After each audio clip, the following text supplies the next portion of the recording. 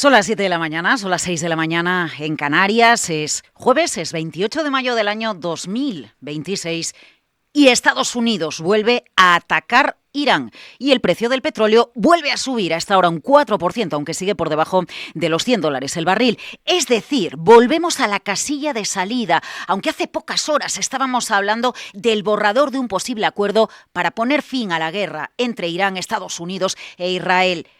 Seguimos igual, seguimos con ataques. Kuwait incluso ha desplegado sus sistemas de defensa antiaérea, pero no se estresen, porque el mercado sigue ahí arriba. Por primera vez este año 2026, los tres índices más importantes de la bolsa americana, Dow Jones, S&P 500 y Nasdaq, han cerrado los tres juntos en máximos históricos, aunque el espectáculo nos lo está dando el SOX, el índice de semiconductores de Filadelfia. Un 80% sube este año. Es el mejor arranque de la historia del índice que ahora se considera el más importante en las bolsas de todo el mundo. Pero claro, con Intel subiendo más de un 200%, AMD subiendo más de un 100%, o SanDisk, la empresa de tarjetas de memoria gráfica, subiendo más de un 500%, pues ahí sigue la tecnología. Son muchas las voces que ya están diciendo que el furor por la inteligencia artificial y la inversión en hardware está eclipsando completamente las cifras de las que les hablábamos hace años, en pleno boom de las .com. Bueno, estas son las noticias. El ataque de Estados Unidos de nuevo a la zona de Irán, los máximos que sigue marcando la bolsa americana, y luego están las preocupaciones. La de hoy, la ponemos en los precios. Ahí va a estar el dato protagonista del día, el deflactor de precios, el PCE Index, el que más vigila la Reserva Federal para decir qué hace con los tipos de interés. Posibilidad, 3,8% es la inflación real, la de los consumidores, la que afecta al bolsillo de los ciudadanos en Estados Unidos. El dato se publica este mediodía a las 2:30 de la tarde, pero hay muchos miembros de la Reserva Federal, Calscari, Goldsby, están diciendo hasta ahora, como si estuvieran calentando la banda, como en un partido de fútbol, que lo que preocupa más en este instante a la Fed de los Estados Unidos no es el empleo que marcha bien, es la inflación que está caliente y puede trastocar esta alfombra roja en la que vivimos en los mercados financieros. Buenos días.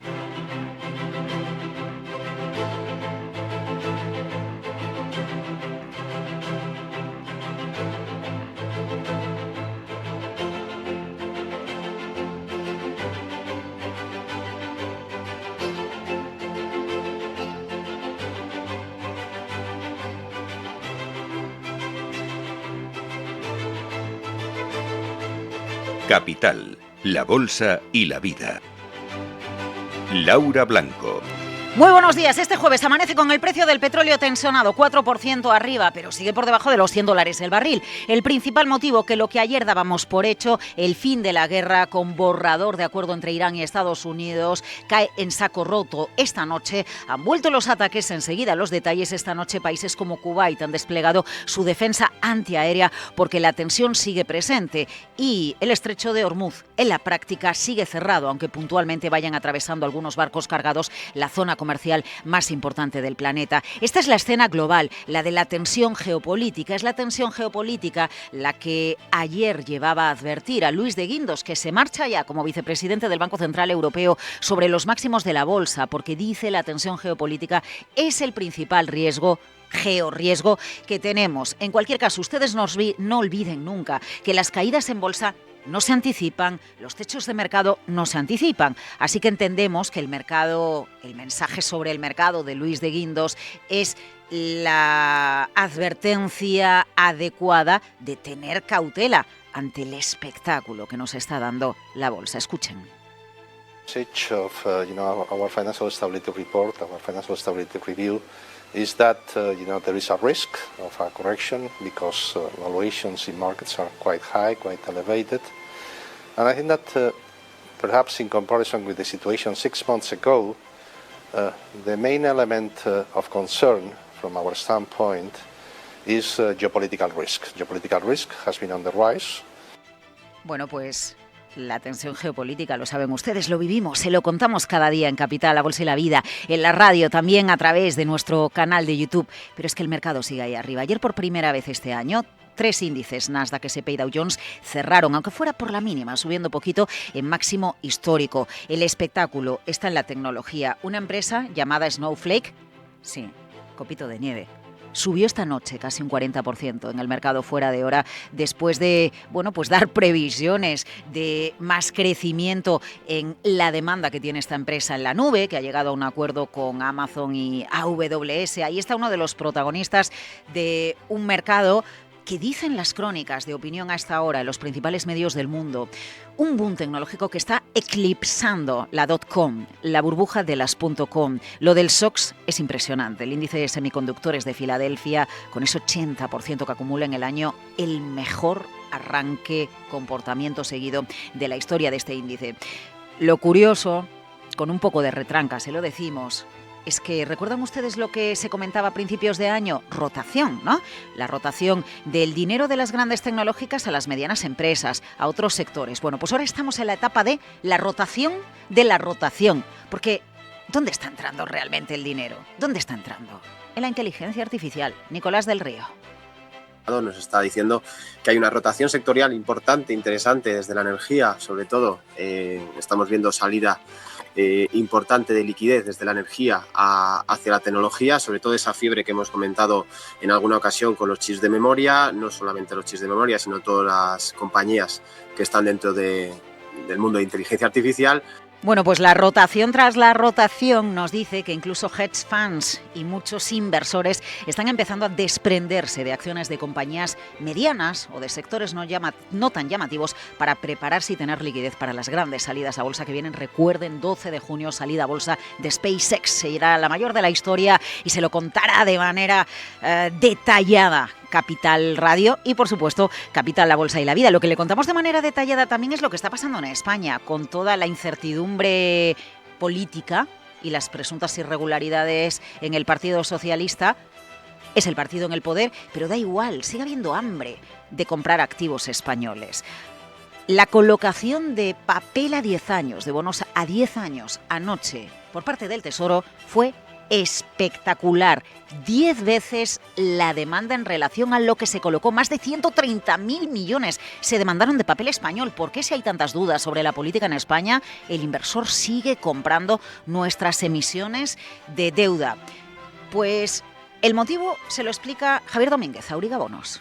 Efectivamente, estas subastas que lo que hacen es realmente sacar una nueva referencia. Ya sabemos que el benchmark, es decir, el bono a seguir, es el de los 10 años en todos los países. Entonces, cada vez que hay una nueva emisión, que lo que hace es, estas nuevas emisiones es ajustar el cupón y el vencimiento a los 10 años exactos, y entonces se abre una nueva referencia. Y esto no suele ir por subastas, sino que suele ir por adjudicaciones a bancos, etcétera. Entonces, es una referencia muy demandada y por eso hay una gran demanda. Bueno, sobre todo porque se convierte en la nueva referencia del papel a 10 años. Atención a lo que está pasando en el mercado de divisas. Vaya caída del euro, vaya subida del dólar. Acabamos de perder el 1,16, 1,1592. Futuros americanos caen un poquito y enseguida Sandra Torrecillas con las claves de la crónica asiática. Hoy tenemos una jornada con noticias potentes. Se lo contamos enseguida con Juan da Cañadas en la dirección técnica y Esther La Paz, y titulares Miguel San Martín.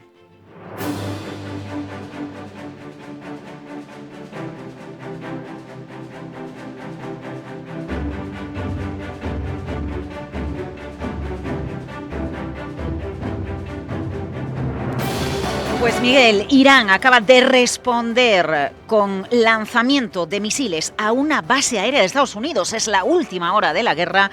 Al ataque de esta noche a una instalación militar al sur del país, el derribo de 4 drones de ataque lanzados sobre su flota. La Guardia Revolucionaria iraní no ha confirmado la ubicación de la base, que puede ser en Kuwait, que ha desplegado sus defensas antiaéreas.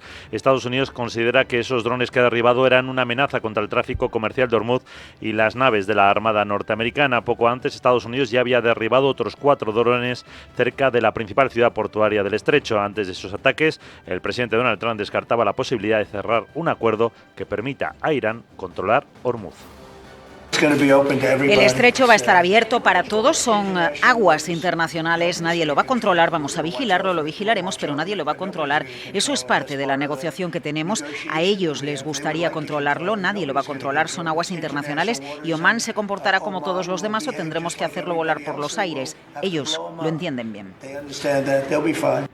Irán asegura que ya tiene ese borrador del acuerdo y que restablecería el tráfico marítimo comercial a través de ese paso y se levantaría el bloqueo naval, pero la Casa Blanca lo niega, pero reconoce avances. Trump dice que por ahora no está satisfecho y no ve acuerdo a corto plazo. El uranio es uno de los puntos de discordia para que haya paz. Trump se opone a que países como Rusia o China se hagan con el control de las reservas de uranio enriquecido de Irán. Y es una prohibición que ya se incluyó en el acuerdo nuclear con Teherán de 2015. El gobierno chino se ha mostrado abierto a hacerse con el control de esos 440 kilos del uranio que Irán ha enriquecido hasta el 60%, incluso a someter esas reservas a un proceso de degradación. Por su parte, Rusia se ofrece a asumir la custodia, igual que ya hizo en ese pacto nuclear de 2015, cuando Irán le transfirió 11 toneladas de ese material. A ver, noticia importante que nos levanta un poquito la vigilancia de la Comisión Europea a nuestras cuentas, a las españolas. La Comisión Europea ha aprobado, Miguel, a petición del Gobierno que le dé flexibilidad presupuestaria, aunque no tenemos presupuestos, hasta el año 2028 para aumentar el gasto en defensa. Por lo tanto, podrá invertir más sin incumplir las reglas fiscales. La decisión de la Comisión recoge el compromiso español de adoptar, eso sí,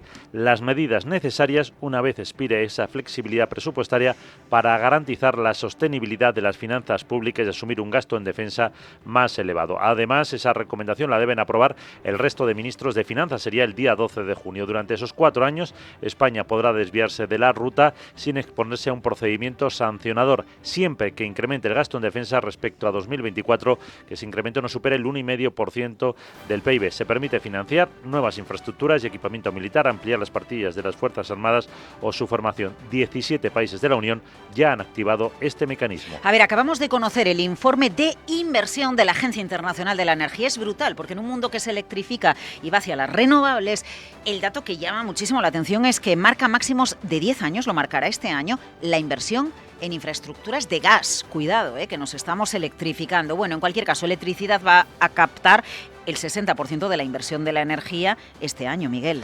Efectivamente, así que la inversión global se situará en 3,4 billones de dólares, frente a 3,3 del año pasado, y de esos 3,4, 2,2 irán a redes, almacenamiento, renovables, nuclear, la eficiencia y la electrificación. Los hidrocarburos captarán 1,2 millones, pero con un reparto diferente. En el caso del gas, 330.000 millones, la cifra más elevada en 10 años por la concreción de grandes proyectos de GNL en Estados Unidos y Qatar. En el caso del carbón, incremento de la inversión a 180.000 millones, máximos de 2012. China, eso sí, se lleva el 70%. Acabamos de conocer, esta madrugada, datos de la vivienda en España. Miguel, la compra de viviendas cae un 4,7% y cierra un trimestre a la baja. El precio sigue subiendo, un 7%. Efectivamente, datos de esta mañana del Consejo General del Notariado. Con esta nueva caída, la compraventa de viviendas acumula 6 meses consecutivos de retrocesos que comenzaban en octubre del 25. La subida del precio del 7% es mayor en el caso de los pisos. El incremento es casi del 10% respecto al mismo mes del año anterior. Las mayores cifras, entre ese 10 y el 20%, Asturias, Valencia, Cantabria y Madrid. Ojo, cae en La Rioja y Navarra en torno al 6%. Bueno, el dato de vivienda o la vivienda, situación de la vivienda en general, es uno de los problemas que tenemos en España. Ayer lo explicaba el Consejo Económico y Social, alertando que el puente entre crecimiento económico y el bienestar social está roto por las dificultades precisamente de acceder a la vivienda. Es jueves, tenemos datón, el dato más importante para la Reserva Federal Americana, el PCE Index, así que la agenda viene potente. Sara Bot, cuéntanos, buenos días. Muy buenos días. Jueves y en Francia se publica el índice de precios al productor. En España, ventas al por menor de abril y en Italia, la confianza del consumidor. Conoceremos las expectativas de inflación en la zona euro y el clima de confianza empresarial. Además, hablará la presidenta del BCE. En Estados Unidos se publican peticiones subsidio por desempleo y, lo más importante, el deflactor de consumo privado y el PIB del primer trimestre. En el Día Mundial de la Hamburguesa y del Juego, te propongo, ¿nos hacemos un poli, Sara? Así apostamos y nos llevamos pasta. Jeje, chao. Ay, Polisara, pues vamos a contarles enseguida lo que ha sucedido en Google. Atención, ¿qué supone utilizar información privilegiada de tu empresa? Enseguida, Guillermo Luna con los detalles.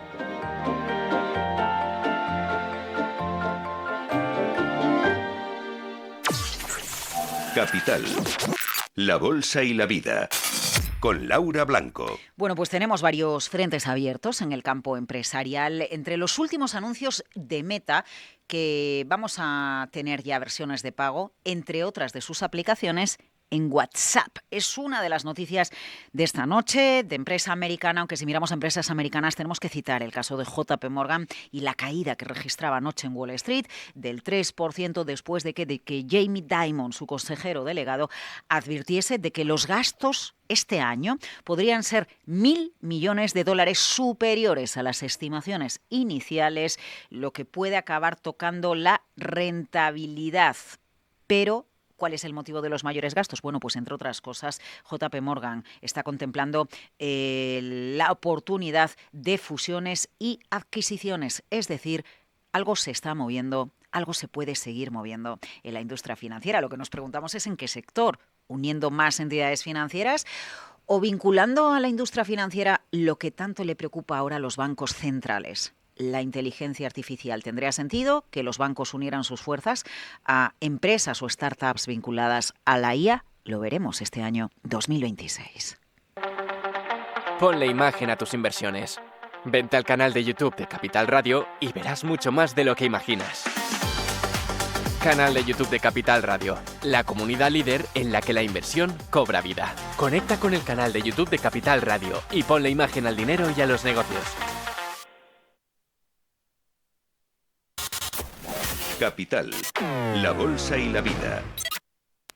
Protagonismo para el último informe que publica la Reserva Federal de Nueva York. Advierte de la K. La conocen ustedes, ¿verdad? Ese reparto desigual de la riqueza tras el proceso de una crisis, en el proceso de recuperación de una crisis. Quienes se recuperan bien e incluso, gracias a que invierten en bolsa, aumentan su riqueza, y a quienes les sucede todo lo contrario, que con salarios bajos, subida de la inflación, no están viendo en sus bolsillos y en su día a día la gran recuperación económica de la que nos hablan las cifras macroeconómicas. Bueno, pues de alguna manera el impacto que está teniendo los ciudadanos americanos, en buena parte de ellos, el coste de la inflación, la subida del coste de la vida, tiene influencia en las encuestas que ponen por los suelos al presidente de los Estados Unidos, Donald Trump. Y tenemos más datos, vienen más datos. Luis Vicente Muñoz, buenos días. Muy buenos días. Hemos llegado a un punto que le pone especialmente nervioso a Donald Trump y eso puede presionarle a tomar ciertas decisiones que nos van a afectar a todos. Para entender la magnitud, cuando un presidente estadounidense toma posesión, los sondeos registran lo que se llama el honeymoon effect, el efecto luna de miel con la ciudadanía.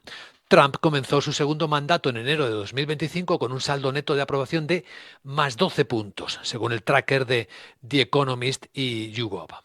Hoy ese mismo indicador está marcando menos 22 puntos, con un 36% de aprobación frente a un 58% de rechazo. Una caída de 36 puntos en 16 meses. Según el agregado de Silver Bulletin, su valoración neta estaría hoy en menos 19 puntos, que es peor que la de Joe Biden en el mismo momento de su mandato y peor que la del propio Trump en el primer término. Y el detonante es claramente económico, lo dice la encuesta.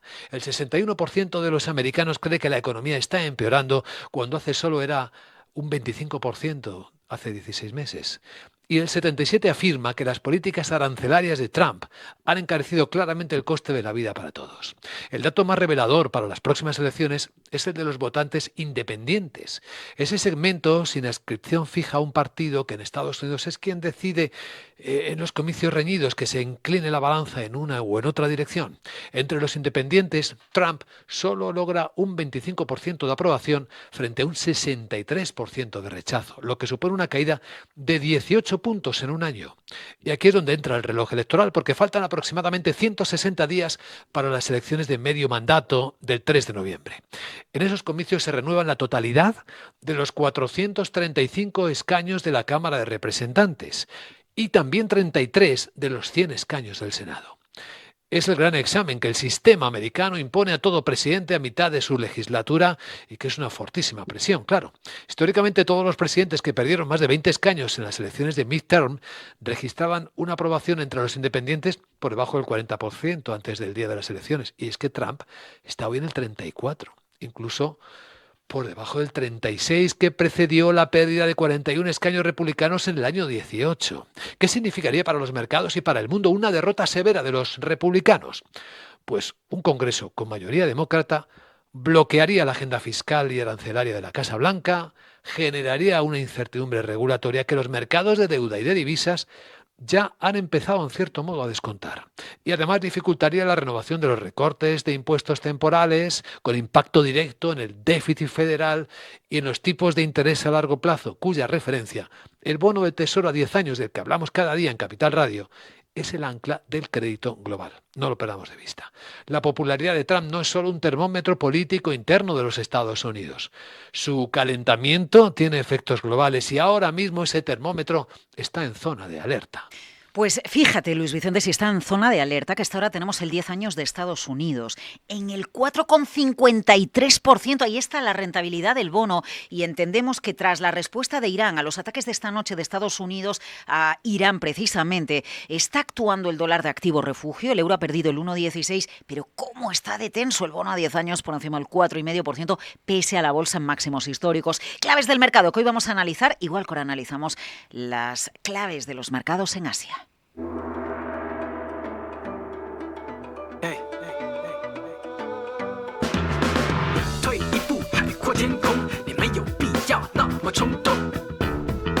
Teñido de rojo el mercado asiático, lo que más cae el Kospi, ¿no? Que ya cae más de un 2,5%. Sandra. Sí, exactamente, es el Kospi uno de los que más retroceden, pero todo esto llega después de que ayer se diesen otro festín las bolsas asiáticas con máximos históricos. Pues hoy toca recogida de beneficios y además está cotizando esa incertidumbre que comentabas sobre si se llega o no finalmente a un acuerdo para poner fin a la guerra y esos ataques que se están haciendo recíprocos y que está provocando que el precio del petróleo vuelva a repuntar esta madrugada. Tenemos al índice MSCI para Asia-Pacífico con caídas del 0,6%, interrumpe una racha alcista que llevaba de 5 días, sobre todo opado por las firmas de tecnología. La bolsa taiwanesa es la única que se desmarca con subidas en torno al 0,8%. Bolsa japonesa está empeorando, el índice Nikkei está bajando ya un 1,5%. Recordamos que ayer tocó máximos intradía por encima de los 66.000 puntos. Las bolsas de China también con descensos. El CSI 300 cae un punto porcentual. Tenemos a la bolsa de Hong Kong, el índice Hansen, otro de los más castigados esta mañana, con descensos del 2,3%, y ahí estamos viendo sobre todo recortes en promotoras inmobiliarias y también en empresas de materiales de construcción. Y la de Corea del Sur, el Kospi, con caídas del 2,9% después de tocar ayer máximos. Están bajando hoy Samsung, SK Hynix, que recordamos superó el $1 billón de capitalización. Bueno, lo que va a marcar el mes de junio son las reuniones centrales de Banco Central Europeo y FED. ¿Qué hacen con los tipos de interés? Bueno, sobre todo el Banco Central Europeo, ¿no? Si finalmente los sube. Hoy hemos tenido un Banco Central tomando decisión de tipos de tipos, que es el de Corea del Sur. ¿Qué ha hecho? Pues lo que ha hecho es dejarlos tal y como estaban en el 2,5%, pero ojo porque ha sido, por cierto, la primera reunión del nuevo gobernador y ha sido una decisión que no ha sido unánime. 2 de los 7 miembros del comité han votado a favor de una subida inmediata. Esa división, sumada a las proyecciones del propio banco, apuntan a que endurecerá pronto la política monetaria y llevará los tipos hacia el 3% en los próximos 6 meses. Lo que sí ha hecho el Banco Central, además, es elevar la previsión de inflación para este año desde el 2,2 hasta el 2,7% y también mejora la previsión de crecimiento desde el 2% hasta el 2,6%. ¿Qué son los bonos puente? Es la última propuesta en Japón, Sandra. Pues sí, mira, esta propuesta lo que trata es de servir como base para discutir cómo costear la estrategia que quiere poner en marcha la primera ministra Sanae Takaichi, que ha definido 17 áreas estratégicas como semiconductores y construcción naval para expandir la inversión nacional. Pues el partido en el gobierno, el PLD, lo que quiere es emitir bonos puente. De esta forma se conseguiría financiación temporal y rápida con la garantía de que se se van a pagar mediante recursos específicos en el futuro, es decir, con ingresos futuros que ya están previstos. Al tratarse de una deuda temporal y que ya tiene un respaldo garantizado, el Gobierno lo que hace es excluirla de ese cálculo oficial de la relación deuda-PIB, y eso le permite defender que mantiene la disciplina fiscal mientras que sigue gastando. Sin embargo, la filtración de la noticia ha reactivado los temores sobre el deterioro de la salud financiera de Japón y ha provocado caídas en los bonos y aumento en las rentabilidades. Bueno, es que fíjate, la deuda PIB de Japón está en el 220%, ¿no? Entonces cualquiera se puede hacer trampas en solitario computando la deuda o no computándola, porque dice, no, es que son bonos puente y ya tengo previsto cómo voy a recuperar esas emisiones de deuda. En fin, oye, ¿qué le pasa al dueño de Temu, que se ha desplomado en bolsa? Pues sí, el dueño de Temu se llama PDD y cotiza en la bolsa de Nueva York, aunque tiene su sede en Shanghai, y ha sufrido la mayor caída en bolsa en un año.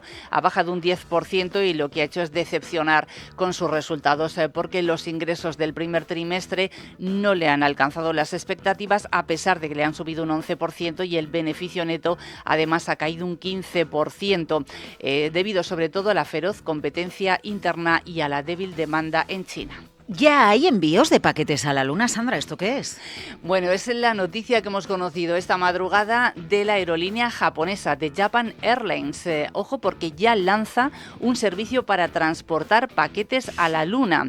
No te rías porque es cierto. Además, lo hemos visto a través de sus redes sociales. El servicio va a entregar, dice, cargas útiles culturales destinadas a preservar y a transmitir las historias y los valores de la humanidad a las generaciones futuras. Va a ser la empresa eSpace la que se va a encargar de transportar estos paquetes a la Luna, una misión espacial prevista para el año 2028. No sabemos cuánto cuestan esos paquetes. De la Tierra a la Luna, como Julio Verne. Bueno, en la Luna seguimos porque llega Willy Moon.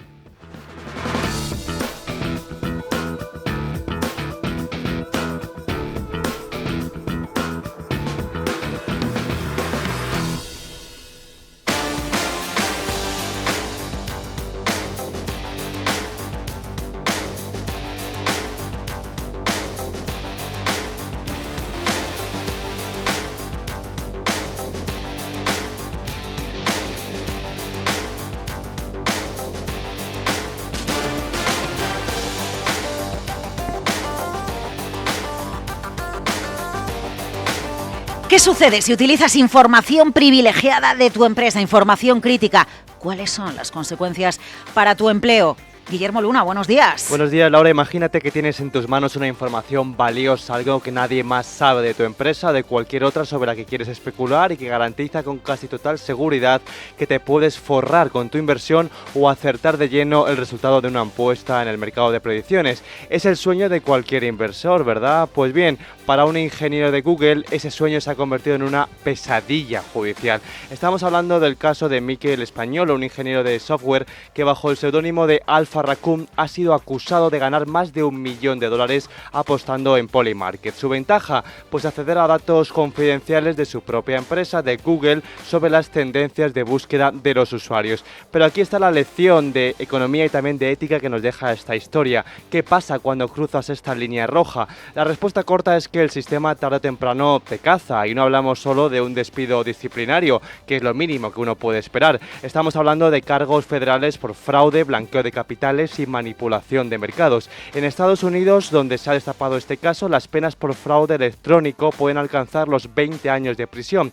Y en España el Código Penal es igual de contundente, penas de hasta 6 años de cárcel e inhabilitación profesional por utilizar información privilegiada. A menudo pensamos que el abuso de información privilegiada es algo exclusivo de las grandes operaciones de Wall Street o el IBEX 35, pero la tecnología y los nuevos mercados de predicción, como Polymarket, han democratizado el acceso y también el delito. La justicia ya no solo mira los gráficos de acciones, ahora también vigila quién tiene esa información antes de que llegue al público general. Lo que Español hizo fue alterar la integridad del mercado. Cuando tú sabes el resultado antes de que ocurra, no estás invirtiendo, estás robando la oportunidad al resto. Por eso las autoridades son implacables, no importa si es en criptomonedas, en apuestas o en bolsa. La ley protege la igualdad de condiciones.